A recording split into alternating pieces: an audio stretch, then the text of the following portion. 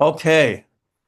Um, the official reason, by the way, why Hasidim don't wear ties is because you don't want to separate between the head and the heart. You don't want to make a separation between the head and the heart. So, um, so thus no tie. Okay. It's also just a horrible. It doesn't make any sense unless you're going to wipe your mouth with it. There's really no point in it. Um, so what can I say? Okay, we are in Duties of the Heart. And if you're using this edition, either in the full size or the cute version, yeah, just a gartel, right. So that's what so a gartel is a belt. So Lainey put in the chat, a gartel is a belt. So we wear a gartel around the waist to separate between the top part of the body and the lower part of the body. Because the lower the part of the body is mostly concerned with excretion, reproduction, and locomotion, and the upper part of the body is kind of your higher function. So we separate between the two, or we join between the two. There are two different ways of looking at the gartel. One is to kind of bind them together, and another is to separate them. But you don't want to do that with your, you don't want to do that um, with your tie. So that's why they call it a misnagdisha gartel, right? That's the opponent to Hasidus gartel, whatever. Okay, we are in the second volume and page 798, 799, um, which is in the Shar HaPrishut, the gate of abstinence or asceticism, and it's we're in the third section, third chapter of that, and the link is in the chat. Um, so he's going to talk about the different kinds of abstinence, and he had talked before. He had said basically that there have to be people who are abstinent in the world, and who specialize in that so that we can learn how to do it, right? It's important for people to learn how to do it. It's part of the process of adjusting our spiritual lives involves some kind of self-denial, and so we have to learn how to do that. And so we have people in the world who are able to teach us how to do that. So he's talking about now religious restraint, and he starts out and he says, okay, so first of all, like how many different kinds of of these ascetic people are there? And he says that there's basically two reasons why people practice asceticism. So one is the religious. So he says, of those who abstain because of religious restraint, the devotee of true abstinence constitute three classes. So there are three classes of truly abstinent religious people, or truly ascetic religious people. I'll put just in case Anna didn't get the, the link, it's in the chat. So he starts out by saying the first of these consists of individuals who live in accordance with the highest type of asceticism in order to resemble the spiritual beings. They leave all that might divert them from God. They flee from inhabited places to desert, desolate places, or high mountains where there is no company and some society. They eat whatever they find, wild plants in the ground, leaves of trees. They dress in worn garments and raw wool and take shelter amid the rocks. Um, and so here he's talking about monastic types, right? Either the he could be thinking of the Sufis. He mentions the rough wool. The rough wool, the word Sufi, some people derive it from the word suf, which means wool. So because they wore rough wool. So that's one possibility that he's referring to them, but he could also be referring to Christian ascetics. Christian ascetics also, we know that they were. We have the Stylites and the Desert Fathers and all sorts of Christian groups that would where people would go out into the desert and live in caves and live off the land and so forth. And there's still people who do that. Um, Even in California, there's a Coptic there's a Coptic monastery in California that has like pretty distant hermitages. So they have some hermits who live out there also. So you can go out to the desert in California and find Coptic hermits. So they fear the creator. Fear of the creator keeps them from fear of creatures. Love of the creator delights them so much they do not think about the love of human beings. They're content. What they have from God, do not expect anything from men. This class is the one that is furthest removed from the balanced way prescribed by the Torah. Because these ascetics renounce the affairs of the world entirely, whereas the Torah law does not call for the complete renunciation of society, as we have seen. For what it says in Scripture, he did not create it to be empty void, he formed it to be inhabited. Right? We saw that verse we saw that verse earlier, right? So this is not the way. Now, it's interesting. He describes this with a kind of, I mean, he does describe it kind of positively with passion, that they have such a love of God that they don't care about the love of people. And he does describe it positively. So he doesn't ascribe to it any kind of uh, negative motive, but he does say that's not what the Torah intends, right? The Torah intends for us to be involved in material life and to be involved in social life. Um, we're supposed to build the world, raise families, teach students. Um, we're supposed to do stuff, right? We're not supposed to be complete ascetics. The second class consists of individuals who follow the intermediate path of asceticism. They spurn worldly excesses entirely, disciplining themselves to quell their desire for them. Now, so this is the key here, is these excesses. So now we have to find out motarim, which means literally extra things. Okay, so this is the middle way, is to keep away, right, from excesses. So now we're going to find out what excesses are. Let's find out. So excesses are of two kinds. So one, those that are external to man and apart from him, for example, material possessions, food and drink, apparel, and residence, right? Those are, I mean, I guess we would call those probably most of those things luxuries. Okay, those are kind of luxury items. Okay, so one class of extra things of excesses is in the form of luxury. Two, those that are inherent in man, their sources inseparable from him. For example, in speech and laughter, relaxation and rest, gaping after superfluities. What is that? Um, I just have to look at the Hebrew because I can't even imagine what that is. Superfluous, No, no, no, no. I just can't imagine what that how you say that in Hebrew. Oh, he's that's high language. I like that. it is. Uh, okay, דבקות בני אדם אין נפרדה ממנו כדיבור, שחוק ומרגוע, מנוחה. Okay, well, I'm actually not seeing that because I'm not sure. Okay, okay, I'm not actually seeing that.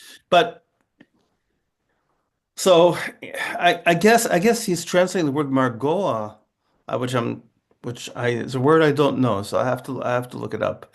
Um, I guess it means kind of like occupying yourself with stuff that is not your business.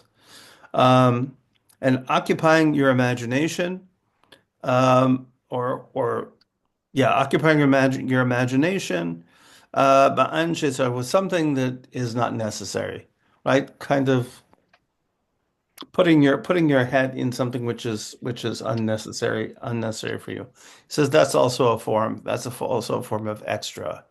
Um, okay. Means being jealous or awestruck with those who have excess. Okay, that sounds interesting. So kind of like a, FOMO, the the experience of FOMO, fear of missing out. So ascetics of this class freed themselves of all need for excesses, but in order to provide their bodies with their basic needs, as is their duty, they choose not to leave society. Instead of it in deserts and mountains, they seek solitude in their homes, seclusion in their dwellings, thus achieving both ends and attaining to both levels. They are closer to the balanced way of the Torah than in the class mentioned before. So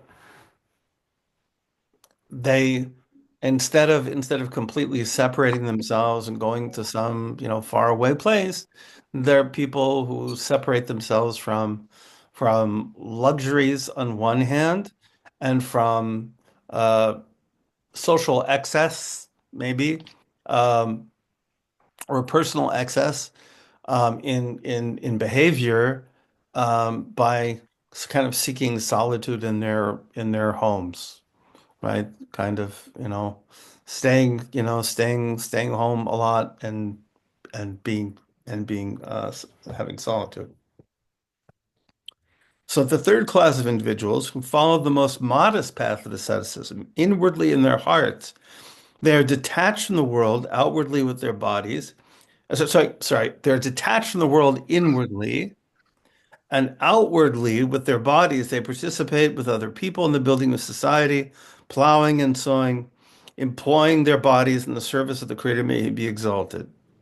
So, so from the outside, right, this third class looks like everybody else. The second class, you know who they are. You know who they are because they're the ones who stay home a lot. Right? They're the ones who stay home a lot. They're the ones who are sort of like in solitude in their house.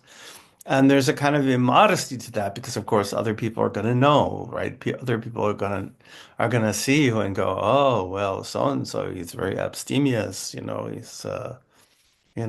almost never leaves the house because he doesn't want to be distracted by things of the world.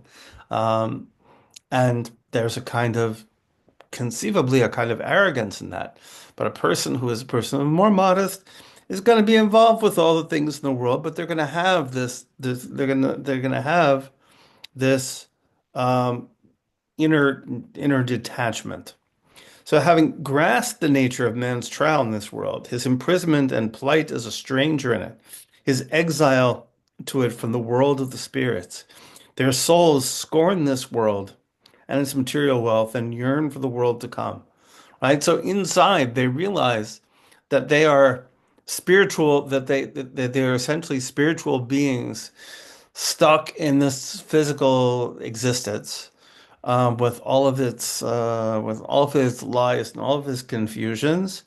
And so they look around. So from that perspective, from the soul perspective, like that, they're looking at the world and they're thinking, "This is no great shakes. This is not. We're not impressed. We're not impressed with this." So they look forward to death because that will bring them to the world to come, to a more spiritual state, but take the necessary precautions against it, right? That is so even though they may be looking forward to death, they know that part of their job in the world is to stay alive, right? You're um um part of your reason for existing is to be here. Lainey asked a question. Weren't there people who separated from their wives and children to devote themselves to Torah, except Shabbat and Yom Tov? The answer is yes. Someone on my family tree apparently remarried after becoming widowed on condition that he could maintain that lifestyle. Yeah, and it weren't there people, but aren't there people? I mean, there are people today who certainly live like that. Um, Traveling business, men, they come back, three times a year kind of Well, thing. okay, so that's sort of the opposite, right? That's the person who sort of like pursues, goes out and pursues an interesting, like that's often used as kind of like the opposite, right? There's the person who sacrifices everything in order to get material things, including their family life and everything else. And then there are the people who just give up worldly things entirely. And yes, there are people, who learn, Torah 18 hours a day and live in absolute poverty and, and don't have much interaction outside the walls of the yeshiva. Um, I, I think that he is not of that. He's definitely saying that that's not a good idea. Um, and that's it's an interesting discussion on our schmooze day. We can talk about that, but that's an interesting discussion in itself, right? Because there are whole segments of people who kind of have adopted a sort of a kind of ascetic lifestyle, and how would somebody like Baki and Bakuda kind of look at those people? Well, it would seem from here that he would say, "Hey, you're going too far." Right? You're going too far, right? You have a business with being involved in the world, and you need to work on your internal your internal detachment and your internal relationship with the world, and not necessarily be so concerned with the outside. And there is again a lack of humility in it, right? The person who's sitting in yeshiva for 18 hours a day probably thinks he's at the top of the food chain in terms of being a human being, right? That he's doing the ultimate thing that a human being can do, and that could mess with your head, you know? That could definitely mess with your head and make you think that you're superior to other people, and and you could lose a lot of what you gain, right, from that arrogance. Okay. So they look forward to death, but take precautions to avoid it. They prepare the provisions they will need for their journey, giving thought before their departure, right? They're packing up for the world to come, so that what will bring them to their final, they have to what will bring them to their final resting place, right? They're they're getting they're getting prepared. They're preparing themselves for the world to come in a spiritual way, but not letting themselves be killed. They take from the world only the bare minimum, and to the best of their ability, forsake nothing of that will help them in their latter end. For which purpose they take from it the world provisions and the take from the world provisions and carry them off. Right? So they're using the world, right? They're not particularly interested in kind of worldly achievement, but in their world to come, and they're involved in the world to the extent that they have to be, um, and that is their obligation, right? You have an obligation to your family, you have an obligation to your community, you have an obligation even to the world. So. Uh, but you're really preparing for the world to come. It says this class is closer to the balanced, straight path of the Torah than our previously mentioned classes. We're getting closer. So now there are people who abstain for worldly goals. So those who abstain in order to secure some worldly advantage, who abstain with their limbs but not inside in their hearts, constitute three classes. So now we have the hypocritical abstainers. Okay, before we had the religious abstainers, now we have the hypocritical abstainers. Um, and the and of those of the religious abstainers, the last one was the closest to what the Torah imagines. Now we have the worldly abstainers. So the first of these consists of individuals who restrain themselves from obtaining some of the pleasures they desire in order to be renowned for their abstinence and lauded for religiosity and piety, with which then serve them as powerful means of attaining their ultimate their ultimate desire. Um, so this is the realm of the gurus and this type of folk, right? The people who are, showing off their asceticism so that other people will respect them, give them money, um, and give them honor. And the people entrust their money to them, and reveal their secrets to them. This way, they can cause much damage to people, right? What was it that the guy, the Nexium guy called it? Collateral, right? To get collateral on people. Collateral. Hmm. Yeah, to get collateral on people, right? To find out their secret so that you could use it against them, right? They're going to trust you and they're going to give you their secrets and then you can use it against them. So if you put on this show of being, Mr., some super ascetic, then you can get away with all sorts of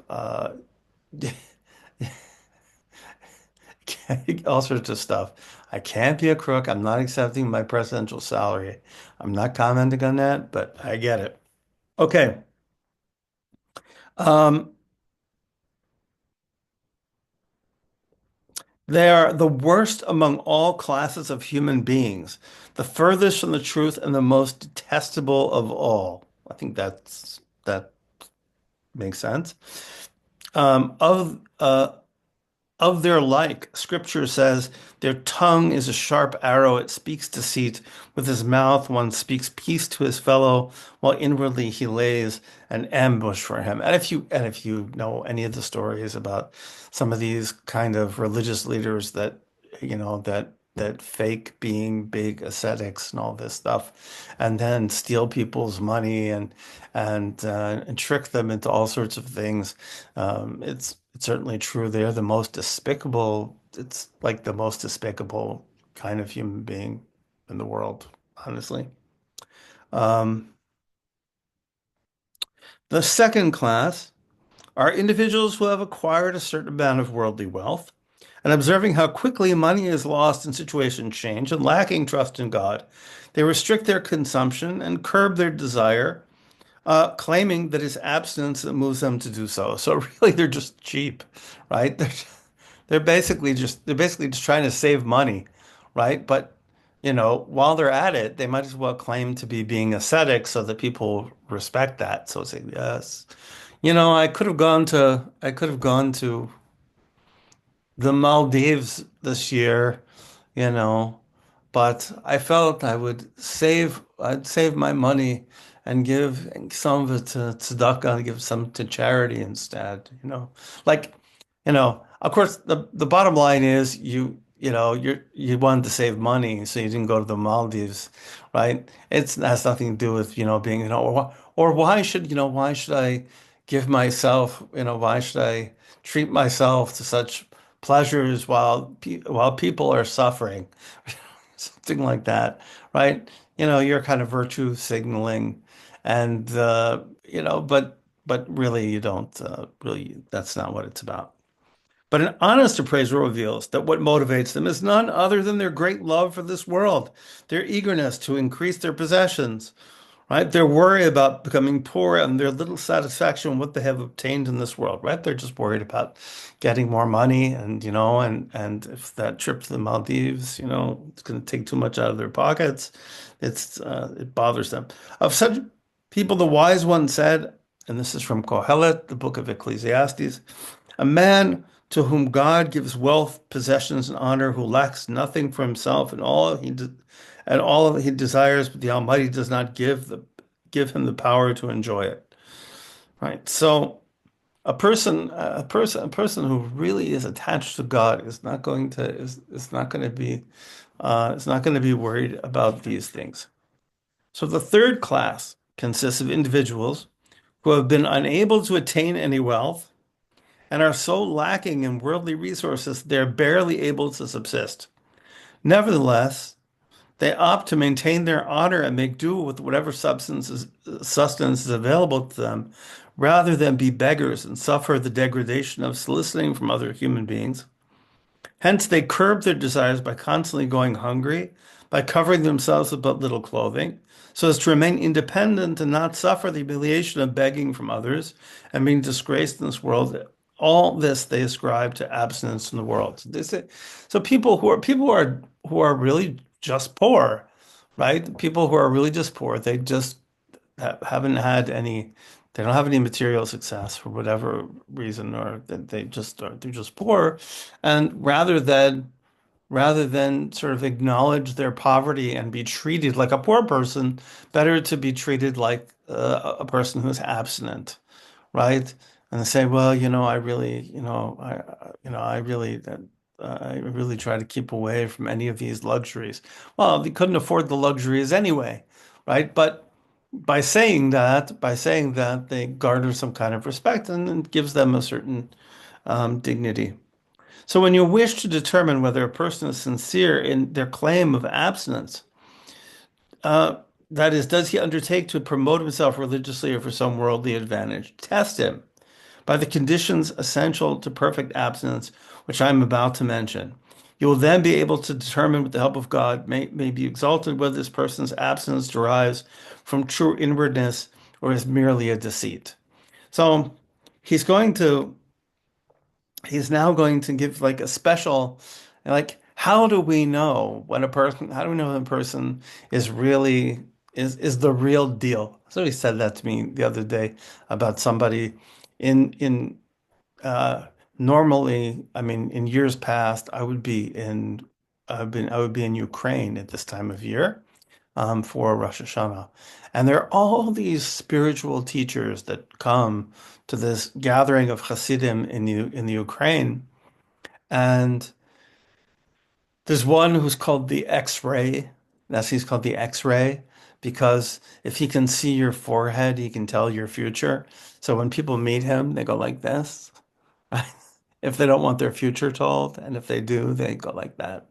You see these guys walking around with their hats down like that because they're afraid of the X-ray. Um, and there are a whole bunch. There are a whole bunch of other ones, and and some of them are, they fast from, they fast. They only eat on Shabbat. They fast the entire week. They study all the time.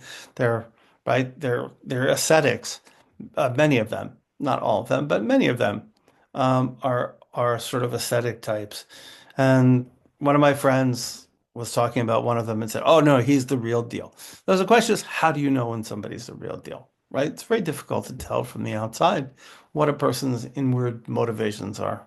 That's right. It's always very difficult. So he offers some advice. So he says the conditions of special abstinence, as one of the pious has put it, are as follows. So, by the way, whenever he says one of the pious, it's unclear who he's talking about. So this may be a quote from some Sufi text.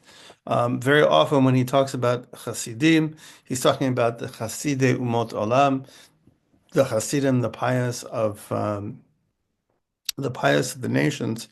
And he says in the very beginning, he's going to be quoting them.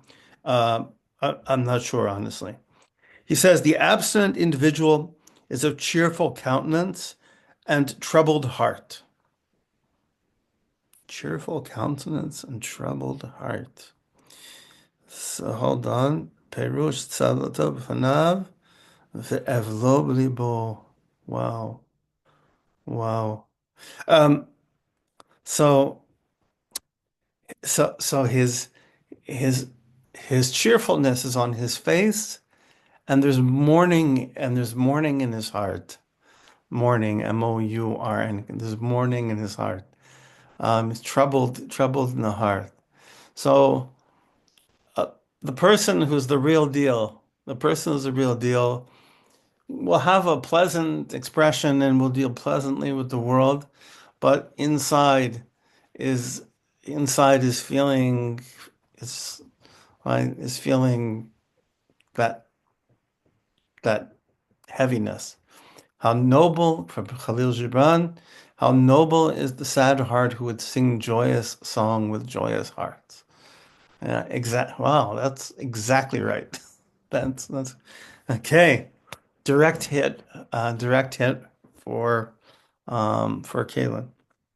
If he laughs, okay, sorry, he neither bears, sorry, he is exceedingly magnanimous, and his soul is most humble. He neither bears a grudge, nor covets, nor slanders, nor gossips about anyone. He abhors prominence and hates lordship. He is composed of mind. It's that he has yeshuv adat.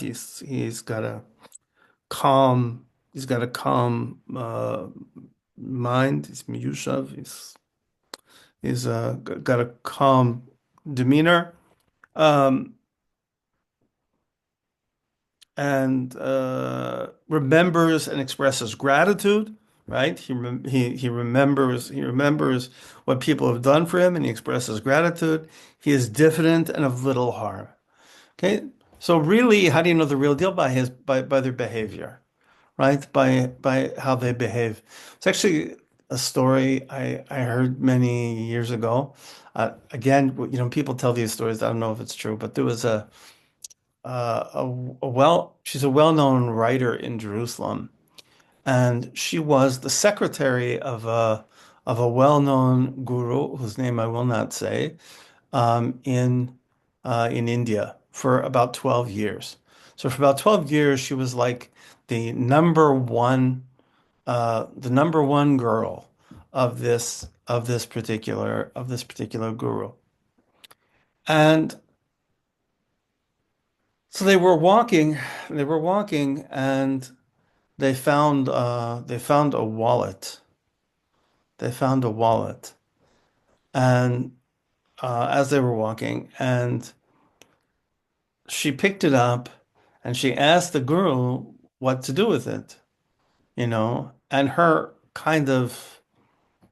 inclination was, we should look and see if there's identification in it, and see if there's identification. We should return the money. Okay.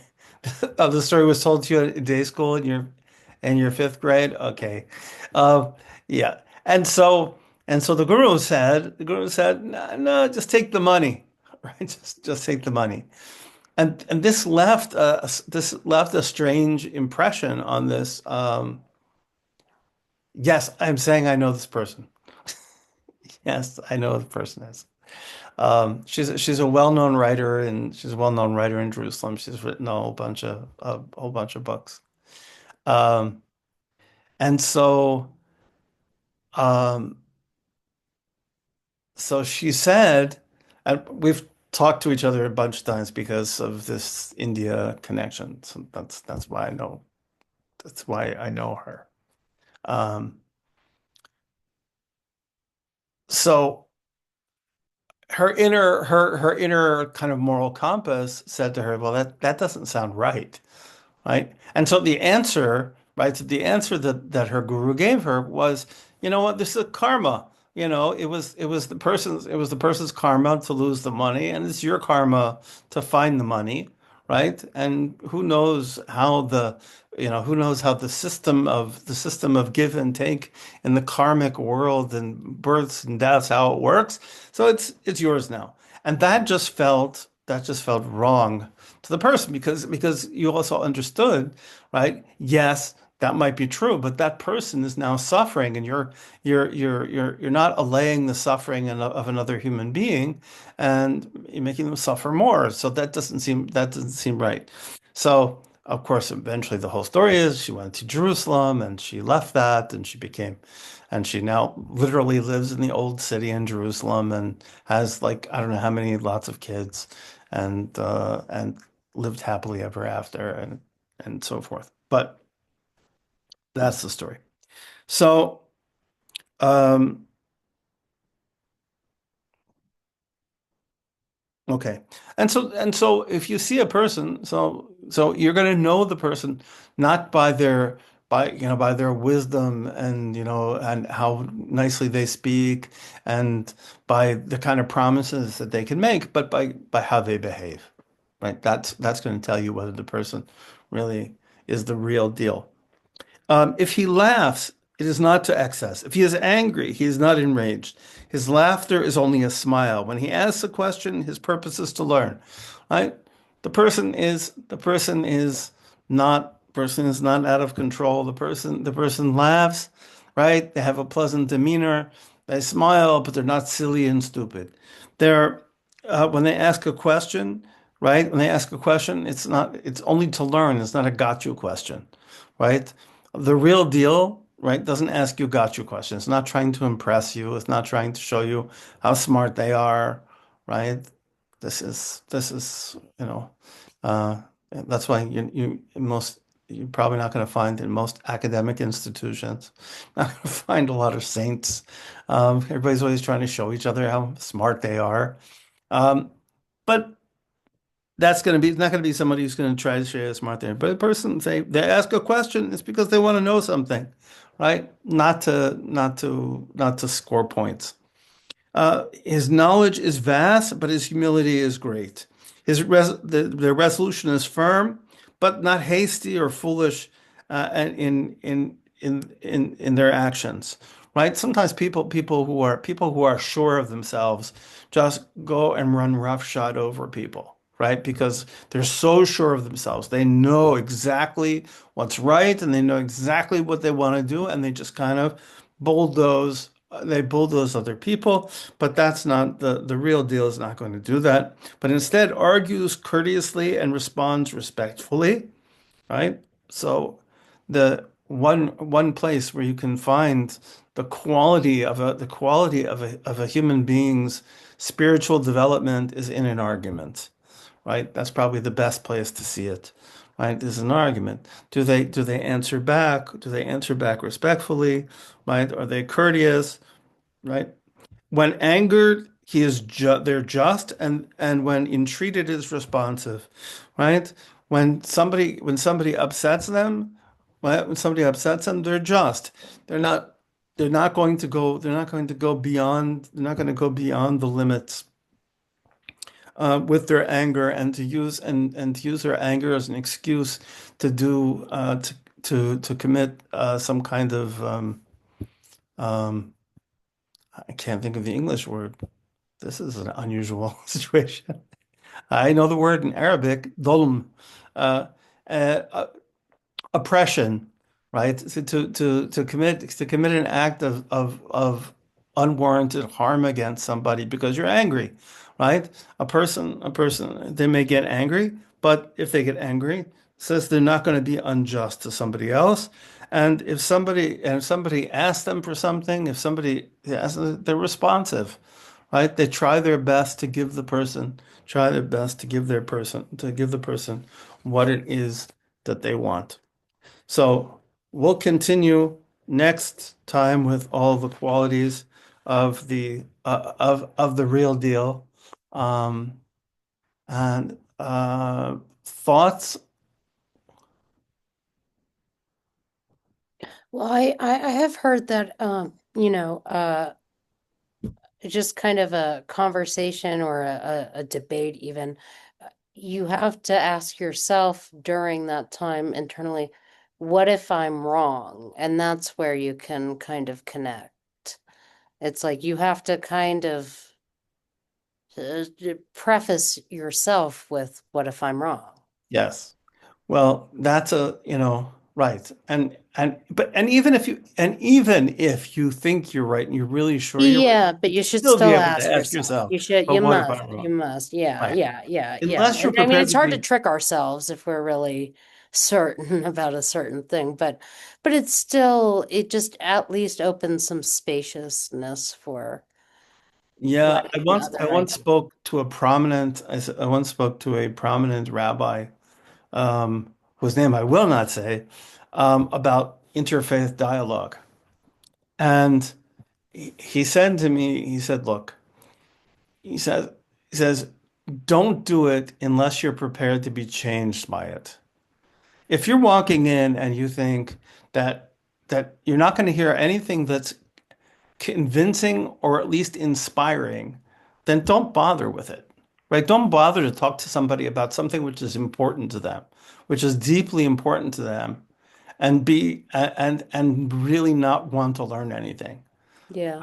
Because that's just cruel, Well, That's it's just it's egotistical. I don't know. It's not like why bother? Yeah, absolutely. right. And it's also because then you can expect the same from them. You're going to expect that um, the reason the reason, by the way, I didn't mention I put in the name of this person, the story, um, was the problem was I just couldn't remember my brain at my age.